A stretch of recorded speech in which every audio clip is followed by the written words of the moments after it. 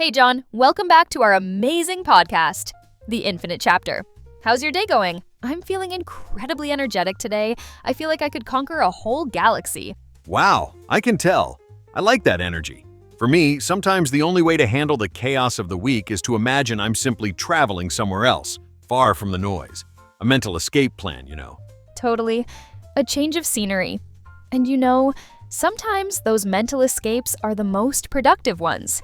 As if by taking a step back or by imagining yourself somewhere else, everyday life suddenly becomes ridiculous.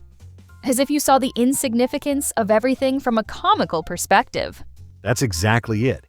It's a lens that allows you to see things with humor. And speaking of unexpected trips through space and the absurdity of life, welcome back to The Infinite Chapter. Today we have something special, something that does just that. I am referring, of course, to the quintessential cult classic, The Hitchhiker's Guide to the Galaxy. Yes, Jane, it's a work that completely disarms you. It's as if the universe itself sat down to write a humorous novel with all its absurdity, its miscalculations, and its unresolved mysteries. I love that idea. I wonder if the universe uses a towel. But before we get too existential, why don't you give us some context? Who is the genius behind all this, and where did such a peculiar idea come from? Of course, behind this madness is Douglas Adams, a British screenwriter and writer, a true master of humor. What's interesting is that the story didn't start as a book, but as a radio series for the BBC in 1978. Adams was a genius with words, someone who had worked a lot in television comedy, even collaborating with Monty Python on a few sketches. That experience as a comedy writer is evident in every line. Oh, how interesting. And that explains a lot. Exactly. The radio format gave it a tremendous narrative agility, a fragmented rhythm that Adams later transferred to the book. If you notice, the style is very episodic, with constant interruptions and all that comes from there, as if the radio show were still playing on the pages, with those voiceovers that interrupt the characters to provide information from the guide, creating a very peculiar stream of consciousness. It's a technique that breaks the linearity of the novel and turns it into a more interactive experience. The radio origin also explains the speed of the dialogues and the nature of the scenes, which are constructed for an immediate auditory impact. And tell me, how did he get the idea? Was it something like an intergalactic flash of inspiration?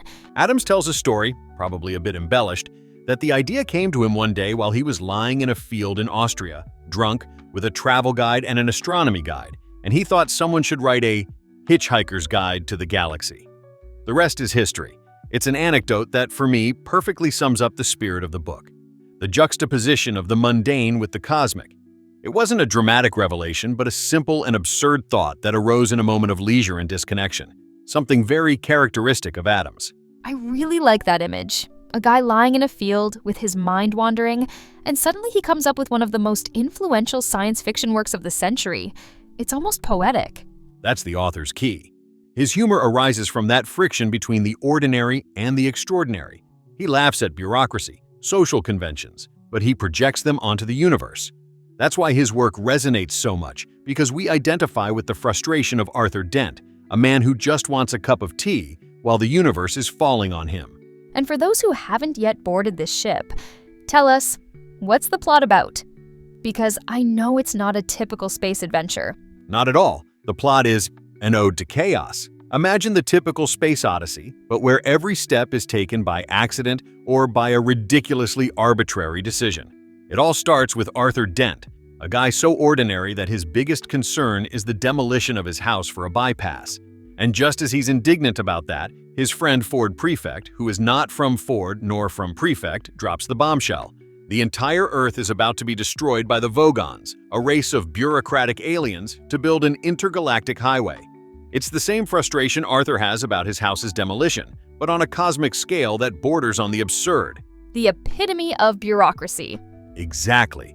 Bureaucracy is so powerful that they can annihilate a planet for a simple formality. They barely escape, hitchhiking on a spaceship. And from there, it's a chain of unbelievable encounters. They run into Zaphod Beeblebrox, the eccentric and egotistical two-headed president of the galaxy, a guy with 2 heads and 3 arms, whose position has no power, just fame. Trillian, the Earthling whom Arthur met at a party and who is now Zaphod's partner, and the legendary Marvin, the most depressed robot in history, whose immense intelligence only serves to lament endlessly. Together, they embark on a journey that has no clear destination or epic goal. It's a quest that is less a mission and more a series of hilarious misadventures where chance and bad luck are the true captains of the ship.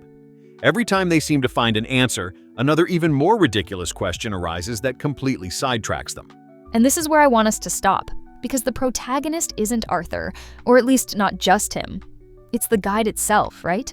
Absolutely. The real protagonist is The Hitchhiker's Guide to the Galaxy itself.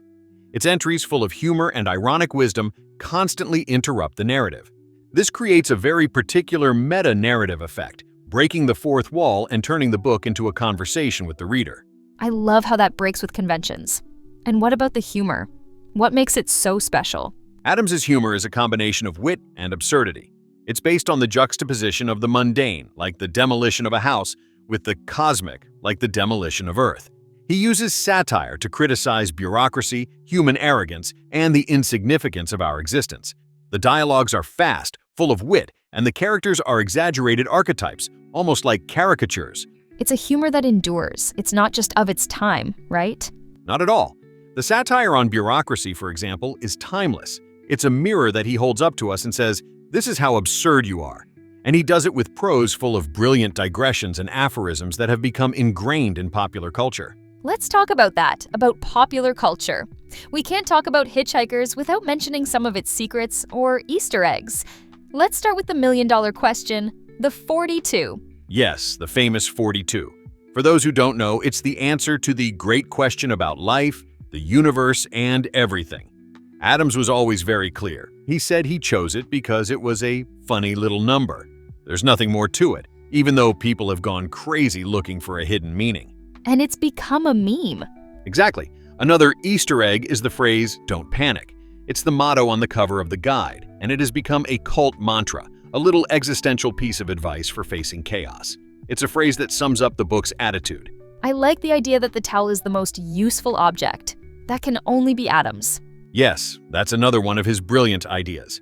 And there are also many references to British pop culture of the time, names, situations, all to create a very rich and fun cultural tapestry for the attentive reader. It's incredible how a novel or a radio series can have such a big impact. What was the initial reception like, and how has its legacy evolved?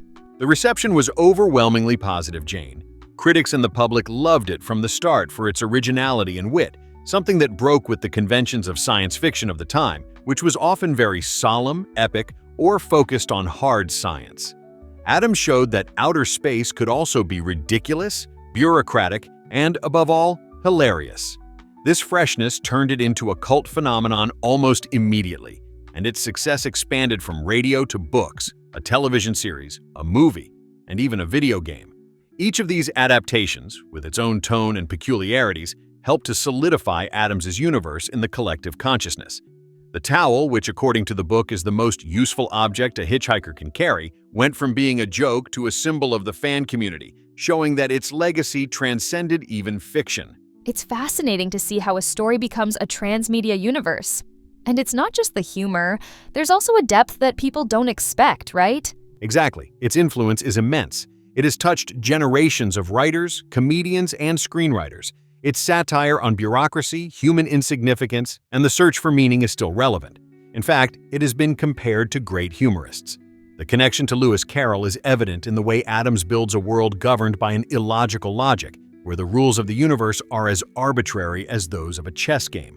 And the comparison to Monty Python is no coincidence, as Adams collaborated with them and shared that same sensibility for absurd humor and biting social criticism, full of sketches and quick gags. And I think people embrace it because it's a way of dealing with the fear of the unknown. That is, if the universe is a joke, what's the worst that could happen? A good way to see it, no doubt.